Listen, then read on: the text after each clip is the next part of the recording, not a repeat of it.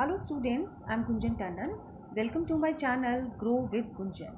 Student इस video में हम पढ़ रहे हैं क्लास 9 की फिजिक्स का चैप्टर 11 वर्क एंड एनर्जी, जिससे इससे प्रीवियस वीडियो में हमने व्हाट इज़ वर्क डन को स्टडी किया था कि किस चीज़ को हम वर्क मानते हैं। वर्क डन करना, किसी काम को करना हम साइंटिफिक टर्म में कब मानते हैं, जब किसी ऑब्जेक्ट पर फोर्स उसी डायरेक्शन में अप्लाई किया गया हो जिस डायरेक्शन में उस ऑब्जेक्ट का डिस्प्लेसमेंट हुआ हो। राइट, ये सारी चीज़ें हमने प्रीवियस वीडियो में बहुत डिटेल में स्टडी करी हैं। उस वीडियो का इसी वीडियो के डिस्क्रिप्शन बॉक्स में आपको लिंक अवेलेबल होगा। राइट, आज हम देखते हैं कि what is positive work and what is negative work. Right, तो एक सिचुएशन यहाँ पे देख लेते हैं। Consider a situation in which force and displacement are in the same direction, जिसमें फोर्स जो हम ऑब्जेक्ट पर अप्लाई कर रहे हैं और जो ऑब्जेक्ट का डिस्प्लेसमेंट हो रहा है वो सेम डायरेक्शन में हो रहा है। कैसे? A baby is pulling a toy car parallel to the ground as shown in the figure, है ना। इसमें देखो एक बेबी जो है वो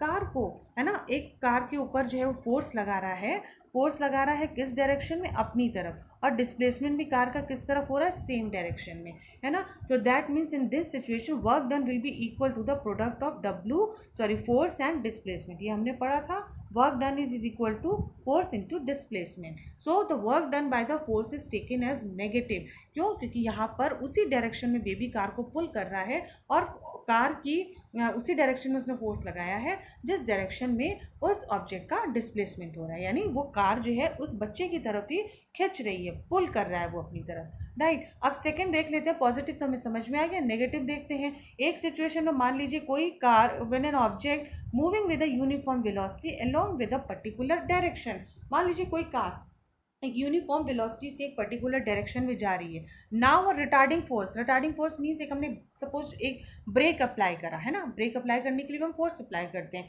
तो जैसे ही हम एक फोर्स अप्लाई करेंगे इन द अपोजिट डायरेक्शन, हम ब्रेक जो है जब लगाते हैं तो कार हमेशा पीछे की तरफ होकर रुकती है। That is an angle between two direction is 180 degree, यानी इनके बीच का जो एंगल है वो क्या है? 180 degree. And let the object stop after displacement is S, यानी जब ऑब्जेक्ट रुका तो उसका डिस्प्लेसमेंट हमने एस मान लिया। So in such situation the work done by the force F is taken as negative and denoted by the minus sign. और इस केस में हम जो है वर्क डन जो है वो नेगेटिव जो है डिनोट करेंगे, यानी W is equal to minus F into S. और जब वो बेबी कार को पुल कर रहा था, जो फर्स्ट सिचुएशन हमने देखी थी, वहां पर हम वर्क डन क्या लेंगे? पॉजिटिव लेंगे, क्योंकि फोर्स उसी डायरेक्शन में अप्लाई किया गया था जिस डायरेक्शन में ऑब्जेक्ट डिस्प्लेस हो रहा था। यहाँ पर हमने क्या करा है कि एक फोर्स लगाकर उसको अपोजिट डायरेक्शन में रुका। फोर्स जो है वो अपोजिट डायरेक्शन में लगा है जिस डायरेक्शन में उसका डिस्प्लेसमेंट हो रहा था। तो यहाँ पर वर्क डन को हम नेगेटिव लेंगे। तो simple, it is clear from the above discussion the work done by a force can be either positive and negative. To understand this let us do the activity. एक activity देख लेते हैं। मान लीजिए आपने कोई एक ऑब्जेक्ट को ऊपर की तरफ उठाया। मान लीजिए कोई एक ब्लॉक है, हमने उसको ऊपर की तरफ उठाया का मतलब हमने यहाँ पे फोर्स लगाया, ठीक है। And force exerted by you on the object and the object move upwards. Object जो है वो ऊपर की तरफ मूव किया है, तो यानी उसका डिस्प्लेसमेंट किधर हुआ है? ऊपर की तरफ। The force you exerted is in the direction of displacement. Simple, force उसी डायरेक्शन में लगा है जिस डायरेक्शन में ऑब्जेक्ट डिस्प्लेस हुआ है। तो यहाँ पर हमारा वर्क डन जो है वो क्या हो जाएगा? वो पॉजिटिव हो जाएगा, ठीक है। आप यहाँ पे सेकंड सिचुएशन में वो बात कर रहा है कि how there is the force of gravity acting on the object. ये हमें पता है, हमारे यूनिवर्स में हर ऑब्जेक्ट पर ग्रेविटेशनल फोर्स लगता है, ग्रेविटी लगती है जिसको अर्थ लगाती है, हर एक चीज़ को नीचे की तरफ खींचती है। अगर हम in terms of force of gravity बात करें तो यहाँ पर हमारा वर्क डन क्या हो जाएगा? वो नेगेटिव हो जाएगा, ठीक है, नेगेटिव हो जाएगा इन केस ऑफ जब फोर्स ऑफ ग्रेविटी। मान लीजिए कोई एक बॉल हमने ऊपर की तरफ उछाली, है ना। इसको इस एग्जांपल से समझते हैं। ये देखिए, कोई बॉल हम ऊपर की तरफ उछाल रहे हैं तो force of gravity acting downwards, है ना। उसी डायरेक्शन में फोर्स लगाकर जो हमने बॉल नीचे की तरफ थ्रो करी, सॉरी यहाँ पर बॉल हमने नीचे की तरफ थ्रो करी, यानी फोर्स जो है वो डाउनवर्ड लगा है। जब फोर्स डाउनवर्ड लगा है तो ठीक है, वो ग्रेविटी भी उसको नीचे की तरफ खींच रही है। तो इस केस में हमारा वर्क डन पॉजिटिव हो जाएगा। W is equal to F into D.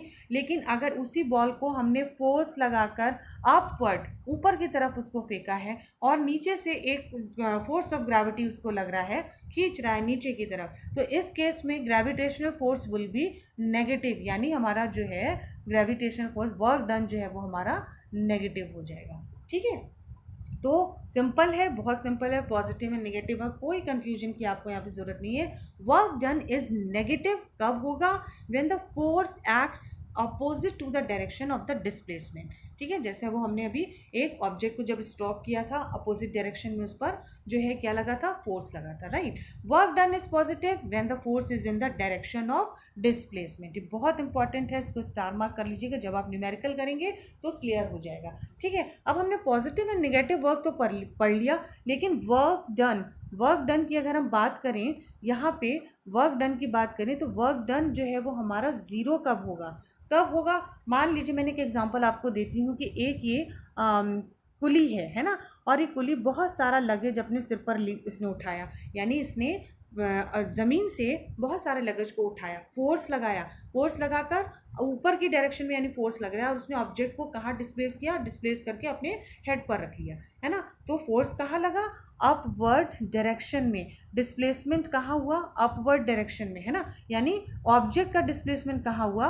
वो ऊपर की तरफ हुआ, है ना, ऊपर की तरफ हुआ, यहाँ पर फोर्स लगाया। ठीक है, सिंपल उसने रख लिया। अगर हम इस केस में माने तो अभी उसने वर्क डन देखें तो पॉजिटिव हमारा आ रहा है, ठीक है, क्योंकि फोर्स और डिस्प्लेसमेंट सेम डायरेक्शन में है। लेकिन यही कुली अगर इस दूसरे डायरेक्शन में चला गया, उसने अपने सिर पर लगेज को रखा, यानी जो ऑब्जेक्ट था उसको तो सर पे रखा और चला गया वो दूसरे डायरेक्शन में, तो यहाँ पे लगेज और उसके मूवमेंट की डायरेक्शन के बीच में एक 90 डिग्री का एंगल बनता है।